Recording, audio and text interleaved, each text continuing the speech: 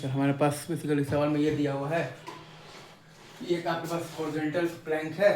जिसका कि मास दिया हुआ है आपके पास 100 kg और उसका लेंथ आपके पास दिया हुआ है L is equal to 8 metre है, राइट। और वो हॉरिजॉन्टल प्लैंक रखा हुआ है एक स्मूथ हॉरिजॉन्टल सरफेस पर, तो म्यू बराबर 0 है। और वो बेसिकली हॉरिजॉन्टल प्लैंक के एक एंड पर आपके पास एक मास है M1 basically is equal to 30 kg। एक बॉय है जिसका कि मास है M1 इज इक्वल टू है आपके पास 30 kg। और वो बेसिकली हॉरिजॉन्टल प्लैंक के दूसरे एंड पर एक मतलब एक बॉय है M2 जिसका कि मास दिया हुआ है M2 is equal to 20 kg। तो हमें ये बताना है कि find the displacement of the plank when the two boys reaches the centre of the plank. हमें ये बताना है कि find the displacement of the plank when the two boys to reaches the centre of the Planck.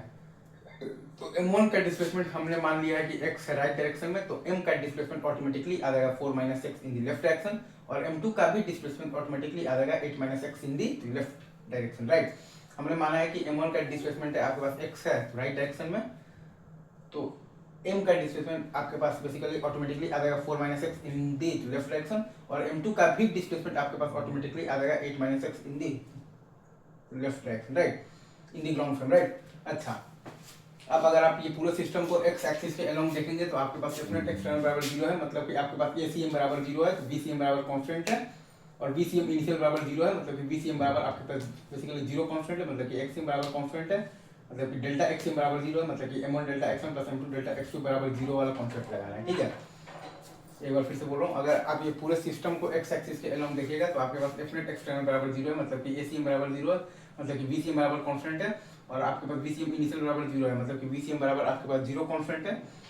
मतलब कि आपके पास XCM बराबर constant है, मतलब कि आपके पास डेल्टा XCM बराबर 0 है,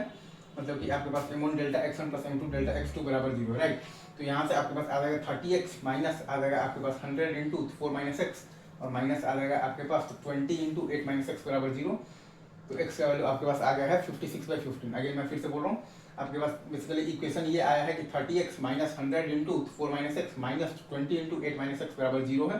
तो आपके पास x का वैल्यू यहाँ से आ रहा है 56/15। तो M1 का डिस्प्लेसमेंट है आपके पास 56/15 इन दी तो राइट डायरेक्शन, तो आपके पास m का डिस्प्लेसमेंट आ गया है 4/15 इन दी लेफ्ट डायरेक्शन, और आपके पास M2 का डिस्प्लेसमेंट आ गया है तो क्या आ गया है, तो 64 और बाई 15 आ गया है इन दी तो लेफ्ट डायरेक्शन। अगेन मैं फिर से बोल रहा हूँ, आपके पास M1 का डिस्प्लेसमेंट आया है 56/15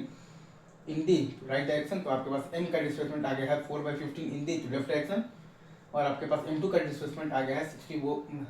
64/15 इन दी लेफ्ट डायरेक्शन, राइट। ये चीज़ आपको देखिए रखते हैं अभी, ठीक है।